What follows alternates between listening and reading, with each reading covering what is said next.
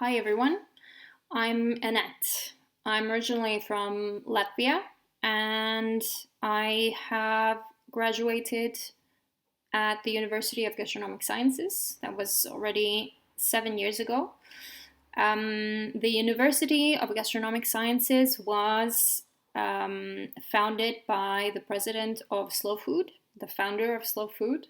So basically, what we studied there was really a very holistic vision on what the world of gastronomy actually is. It's not only about cooking. Gastronomy is botany, microbiology, food chemistry, food production, food technologies, food law, food cultures, the history of food. So basically, it's really a very rich subject, which was extremely interesting to learn about, and which I'm very happy to be able to speak in my everyday life and in my work. So I've been working in coffee for the past 6 years. I started out in the R&D department in a very important and very big coffee roaster in Turin. There we really did basically a little bit of everything. There were maybe 10 people at that time, or maybe less actually. We were eight coffee tasters. So basically, what we would do was quality control of the green coffee. So every morning we would cup maybe 20 different coffee lots as quality control. We would scout for new origins to substitute some coffees or for new blends and new products. And yes, we also worked on new products, which was really one of the most exciting things, to actually understand the taste of a consumer and to try to develop something new, but not something that only I would like, but of course the consumer would like as well. And then 3 years ago, I was offered this incredible opportunity to come and work for a specialty coffee roaster in Barcelona. It's called AT Plus, sorry. I will tell you about the logo and about the name in a little while. And what I do in AT Plus now is, again, it's really a little bit of everything because we're not so many people. But my main responsibility is to buy green coffee. So that's something very, very interesting to do. And the opportunity to actually know origin by origin, variety by variety, and to actually know that there is a producer behind each and every coffee, it's really something magical, something that you wouldn't normally think when drinking really industrially roasted coffee that is not specifically from a certain origin. So that's what I'm going to talk to you about today. A little bit about coffee in general. And what I really love to do is to compare the coffee world to wine. Why? I really do find that there are a lot of similarities between the two, and I think it's a beautiful way of explaining coffee to people, to any person actually, because it's quite true that most of us, even the people who haven't studied it, who are not really experts and not sommelier or working in the wine industry, we do have a certain kind of a culture, or at least we know that there are different terroirs, we know that there are different varieties, we know that there are different qualities of wine, so we can also understand why there is a very big array of pricing for industrial cheaper wine or for specific variety, specific year and origin terroir wine.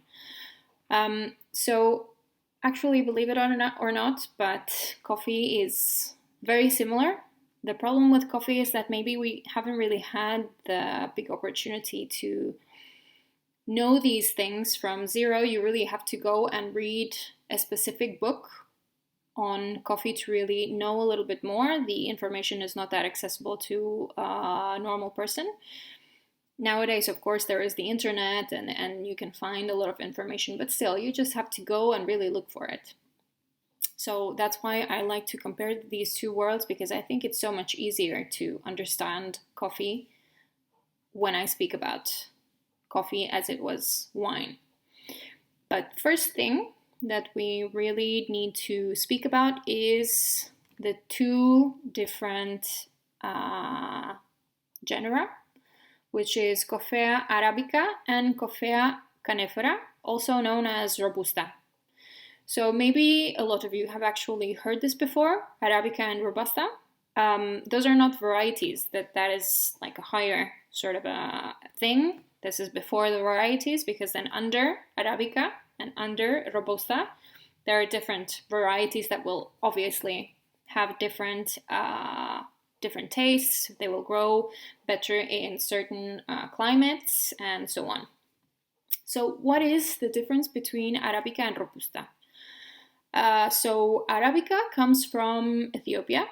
It's been known for much, much longer than Robusta, and it's been cultivated for a much longer time than Robusta. It is a more prized coffee, but it really does have its reasons. It's not just a marketing sort of a thing, but genetically, biologically speaking, Arabica is a lot richer in its genetic material. So Arabica has 44 chromosomes. So basically, those are the pieces that make up the DNA of the plant. So Arabica has 44 and Robusta has 22.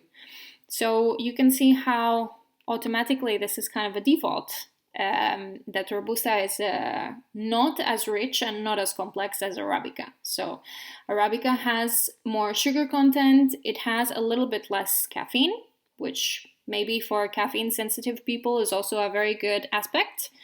And Arabica definitely has a sweeter, more delicate flavor profile. So you can really imagine a very big array of flavors going from citrusy to mature fruit to floral even. A coffee really can smell like jasmine and taste like raspberries.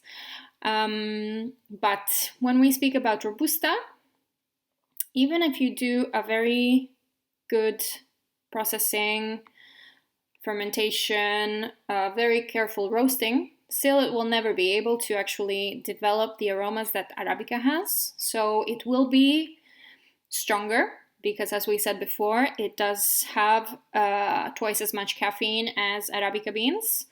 It will be more intense, more bitter, and it will definitely have some woody, earthy, leathery flavors.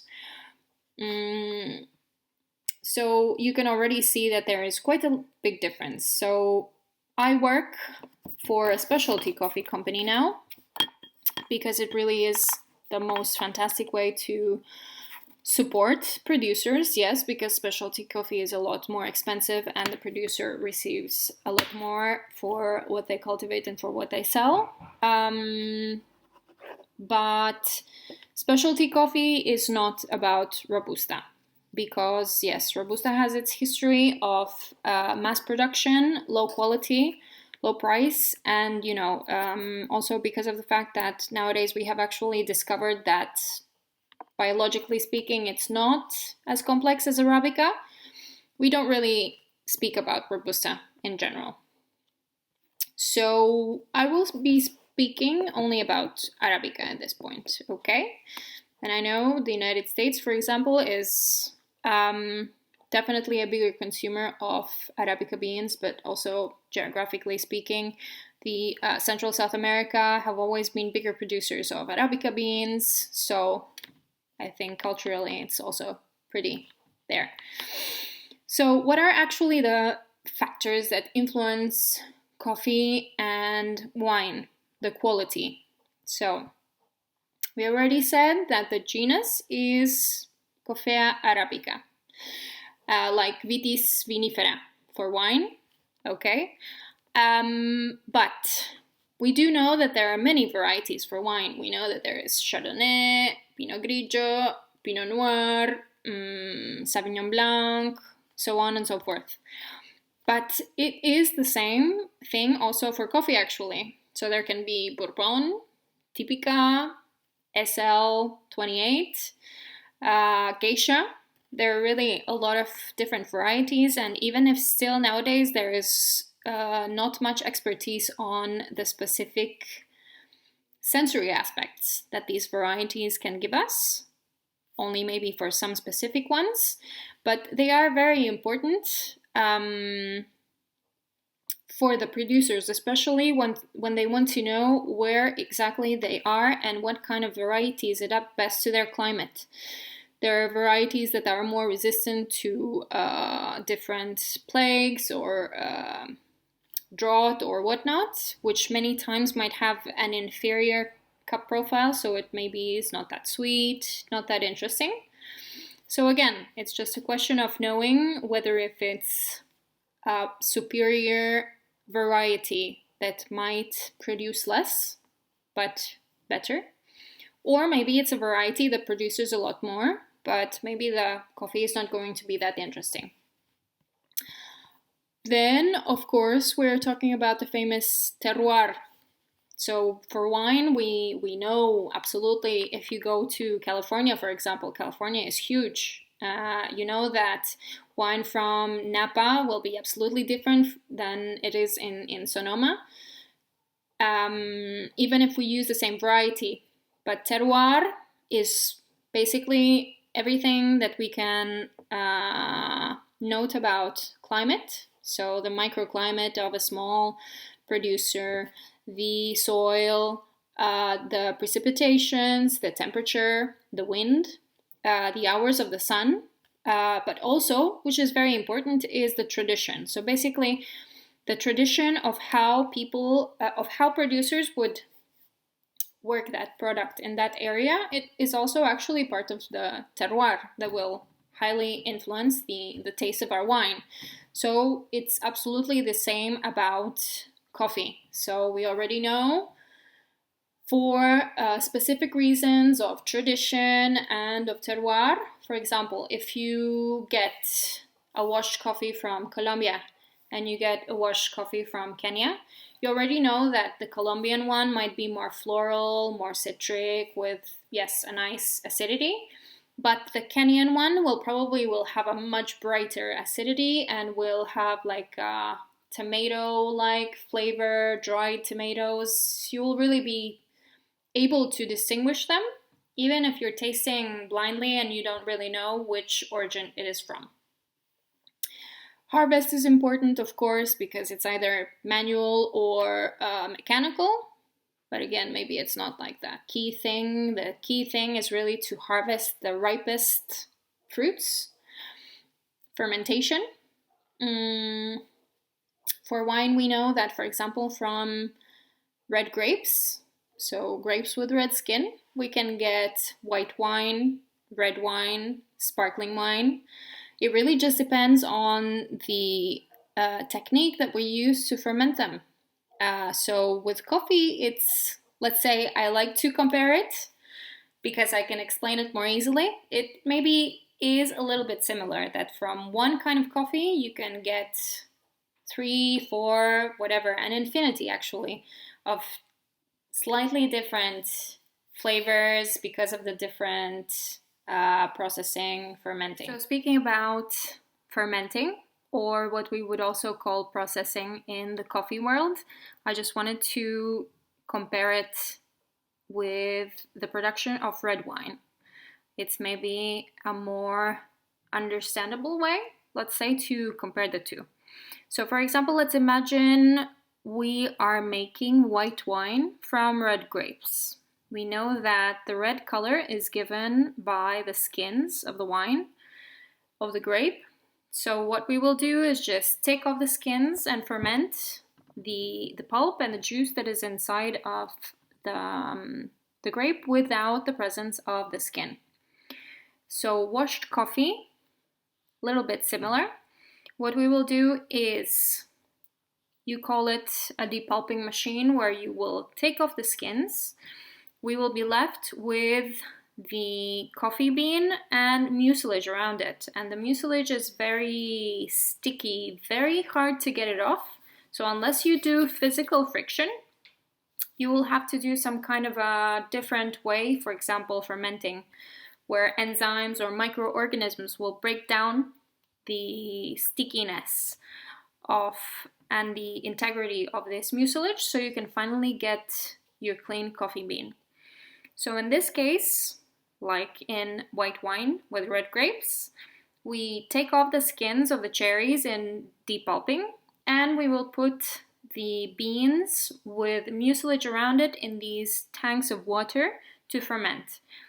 This method really depends on local country traditions, and it depends a lot on the availability of water, because of course you can't really expect a country with not that big availability of fresh water to use it for such practices to actually do washed coffee.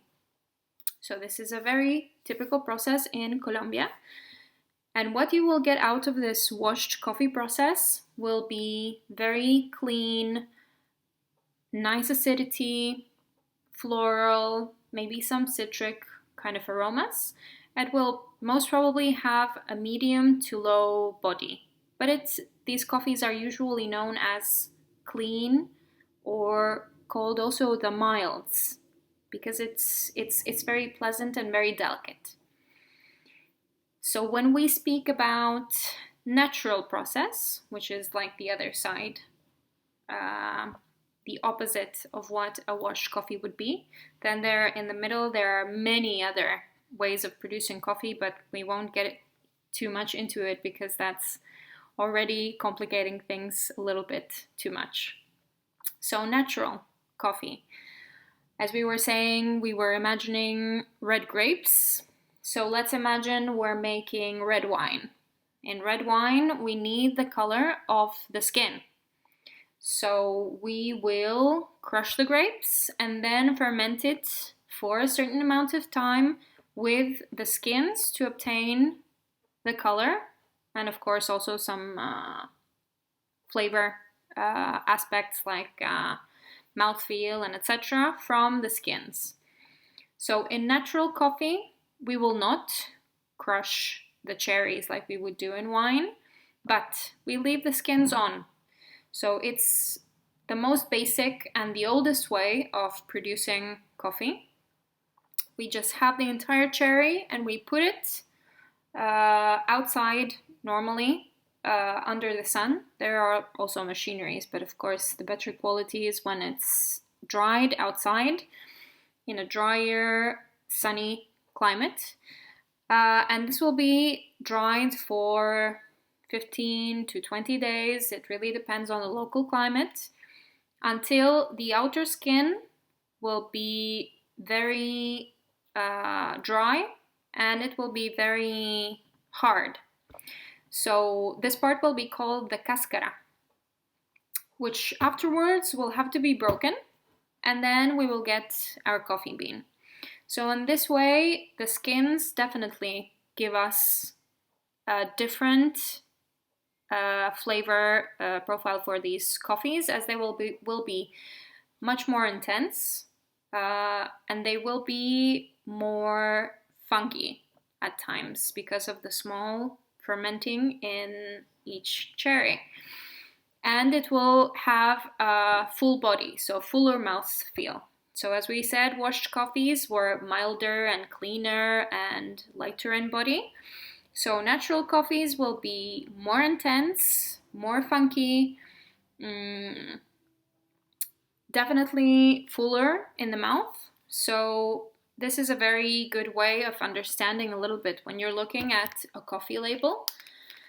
You do want to understand, what are these things? I mean, origin, terroir, the height, the processing. What is this? This is, I mean, I really need to know what these things are to understand what I am going to be able to taste afterwards in my coffee. It's true that most roasters put indications for aroma and flavor, but anyway, when you look at a certain coffee label, just when you look at processing, you will already get a slight idea if you are buying coffee that you will like or maybe not. So remember, processing, you want sweeter, cleaner, washed coffees. You want more intense, more funky, natural coffees. That is not all that there is. The problem with coffee quality is absolutely the fact that it comes from so far away. The producers don't really have enough, let's say not all of them obviously, but a lot of producers don't have enough knowledge or enough resources to learn how to best improve their fermenting techniques. So it's super important to have the premium for some specialty coffee so the producers can actually invest more to improve their production for the next year and to improve their livelihoods. But when we get this fantastic raw material, of course, the roaster comes in and the roaster has to give it their desired roast profile, because that will be the thing that actually defines what you have in your final cup, right? So what we do here at 80 Plus, our idea is that there is the correct point. It may vary, obviously. It's I suppose it's very subjective. It's true. But for us, there is a perfect point for each and every single coffee, because Spain is a very big consumer of espresso, much more than filter coffees. So what we really think is an important point is to be able to roast the coffee and maintain its sweetness. We like acidity, but really we're not such fans that we want acidity that kills your mouth. So we really like to underline the sweetness. So roasting the coffee to the point where we would really get the most sensory flavor characteristics as possible from the terroir, but obtaining the correct sweetness and not having it too acidic, and at the same time obviously not over roasting it, so killing all the intrinsic aromas from the coffee itself and making it taste roasty, basically. Chocolate, cookies, and not much more. I don't know if you have guys ever seen a flavor wheel. Maybe you have heard of a flavor wheel for wine. There are flavor wheels for beer, for cheeses, I think, as well. But there is a very interesting and very rich flavor wheel also for coffee. You should definitely check it out, because really you could absolutely mistake it for a wine flavor wheel. It's really very, very rich. And the interesting thing about specialty coffee, about quality coffee in general, is the richness of flavor that we can have. It's not a post-war product anymore that has to be completely homogeneous throughout all of the year, where we have to pay very little to the producer and just have plain taste for coffee as we know it. It's a beautiful world to explore. I think as so many people are paying more attention to what they eat, if it's a local producer, if it's organic or not, not necessarily certified organic, it doesn't really. Sometimes it's more paying the money for the certificate than anything else. But it's so important to really know where your food comes from. So I think also coffee is one of the products you really should pay attention to know where it comes from. because you will get a tastier cup of coffee, and you will definitely give a better life for producers and really let them thrive and give us more coffee, because let's be honest, climate change hasn't really been the best thing for coffee in general. So unless we actually give some incentive to the producers to understand how to produce better, what is it that we like, what is it that the producers like, because most producers have never even tried their coffee. Can you imagine that? So yes, coffee is a very interesting world. And yes, I've been only talking about the taste, which we all love very much. But of course, there have been many worries throughout the existence of coffee. If it's good, if it's not good, maybe it's unhealthy. But the positive thing is that probably there have been so many worries during all of these years, especially in the past 100 years, that there are so many scientific researches that have been going on for many, many years with many consumers, medical researchers, for example, that do give some excellent evidence on the fact that coffee might prevent or lower the incidence of type 2 diabetes. It might lower the incidence of some types of cancer. It might prevent some incidence of cardiovascular disease. And the question is why? So we know that coffee contains caffeine, which I think that was 2 years ago.